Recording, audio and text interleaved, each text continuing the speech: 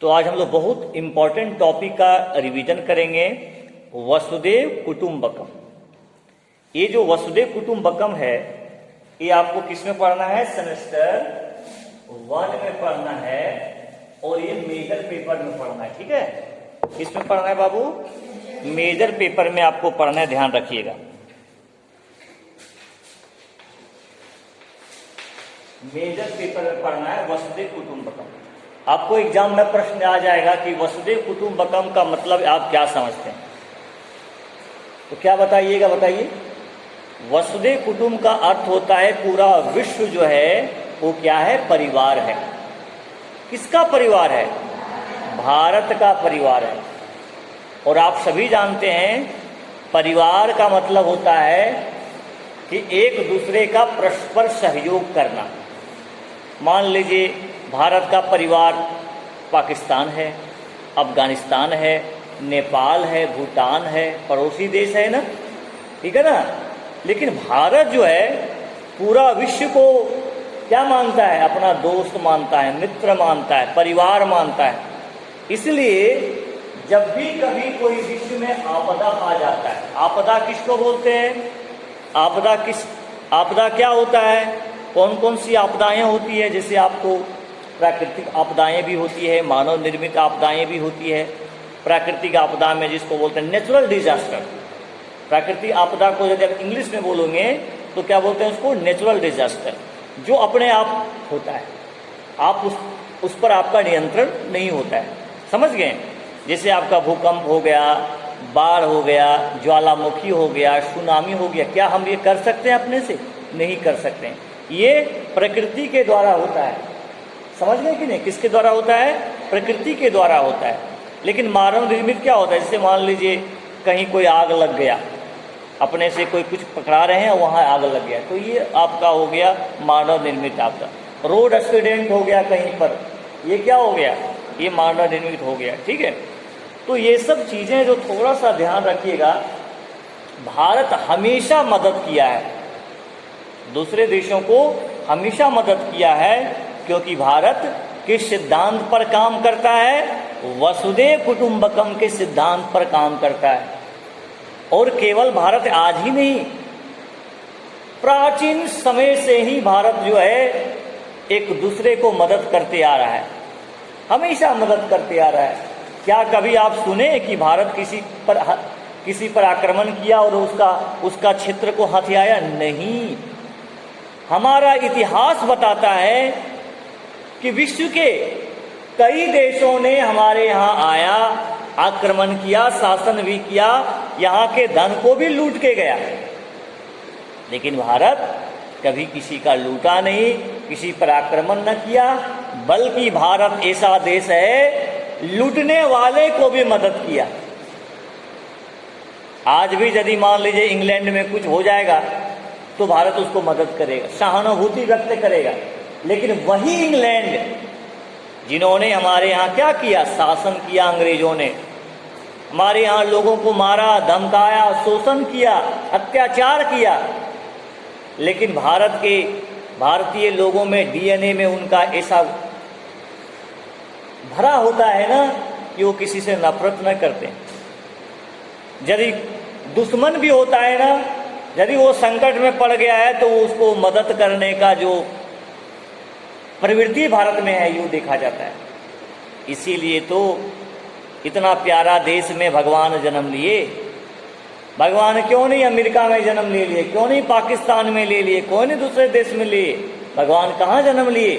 भगवान भारत में जन्म लिए, अयोध्या में जन्म लिए, वृंदावन में जन्म लिए। सुने कि नहीं? मथुरा, ये सब क्या है? उत्तर प्रदेश, ये हमारा भारत का जगह है। यानी भगवान भी हमारी प्यारी धरती पर, प्यारे देश में जन्म लेने के लिए ललायत रहते हैं।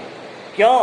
क्योंकि यहाँ के लोगों में करुणा होता है, दया होता है, सहयोग का भावना होता है, दुश्मन को भी मदद करने की भावना होता है भारतीयों में।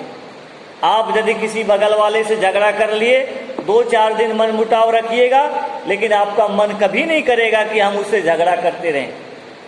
आपको मन करेगा कि हम उससे बात करें, उसको भी मन करेगा कि आपसे बात करें। ऐसा होता है कि नहीं? ये सब हम लोग का प्रकृति है।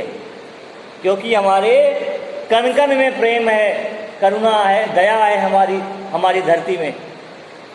इसलिए भारत जो है वसुधैव कुटुंबकम के सिद्धांत पर चलता है। लेकिन यहाँ पर थोड़ी ध्यान देने वाली बात यह है कि क्या भारत की तरह ही दूसरा देश करता है?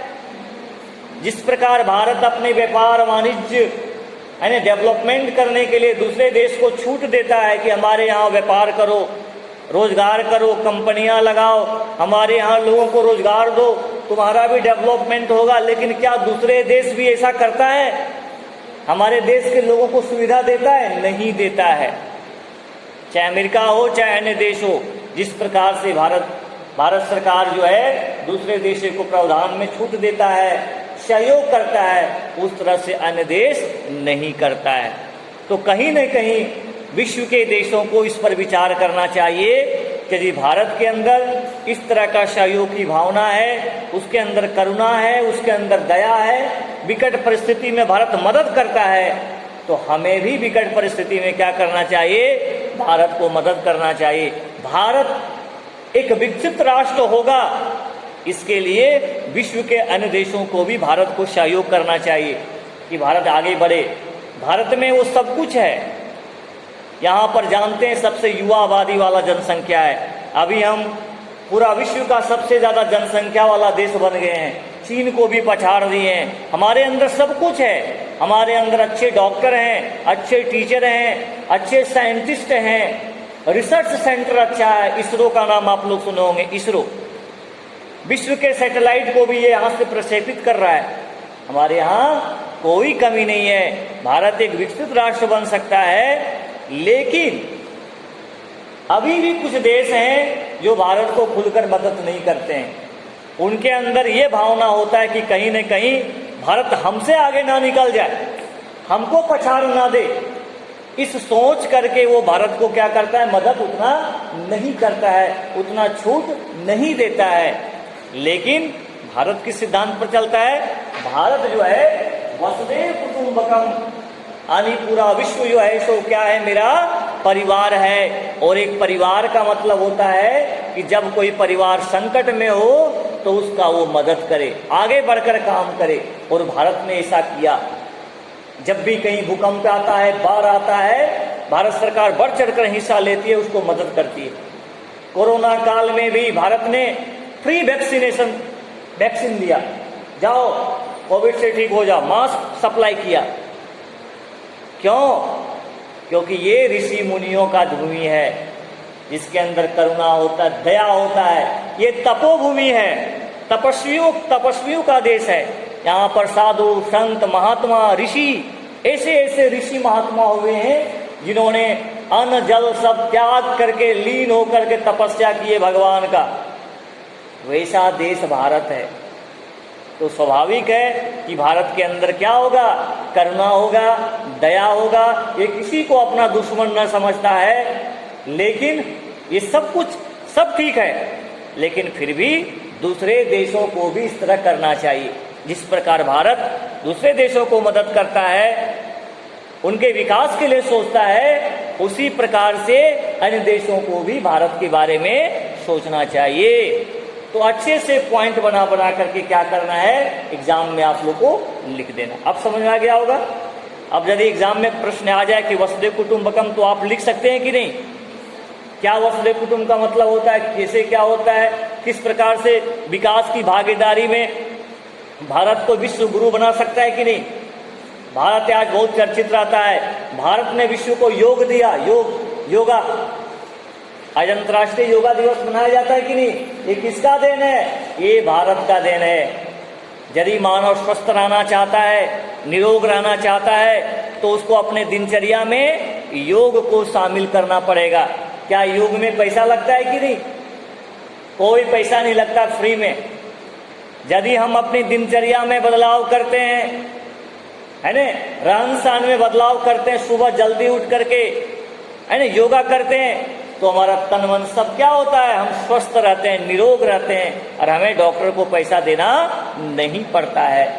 तो विश्व को भारत ने योगा दिया, आकर्षित किया संयुक्त राष्ट्र संघ को कि योगा दिवस मनाइए, चाहे कोई भी देश हो, सभी देश के नागरिक चाहते हैं कि हम स्वस्थ रहें, और स्वस्थ रहने में योग जो है सो बहुत इंपॉर्टेंट भूमिका निभा सकता है। समझ में आ गया कि नहीं?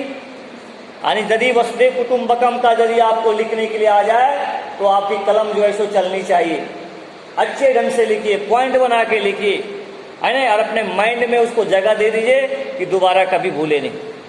ठीक है, समझ में आ गया? यदि आपको पूछे वसुधैव कुटुंबकम तो बता सकते हैं कि नहीं? चलिए ठीक है।